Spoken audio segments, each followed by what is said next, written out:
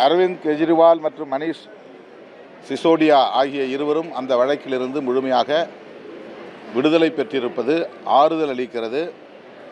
அவர்கள் குற்றமற்றவர்கள் என்றும் நீதிமன்றம் தீர்ப்பளித்திருக்கிறது.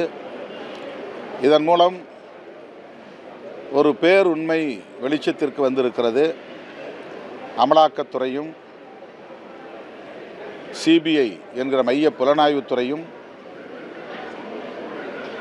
டெல்லியில் கோலோச்சக்கூடிய பாசிச பாஜக அரசின் கட்டுப்பாட்டில் இருக்கிற அமைப்புகள், பாஜகவின் அரசியல் பகைவர்களை வேட்டையாடக்கூடிய அமைப்புகள், பொய் வழக்குகளை புனைந்து அவர்களுக்கு நெருக்கடியை தருகிற அமைப்புகள் என்கிற விமர்சனங்கள் உண்மையாகி இருக்கின்றன. அந்த அமைப்புகள் சுதந்திரமாக இயங்கவில்லை என்பது இதிலிருந்து வெளிச்சமாகி இருக்கிறது.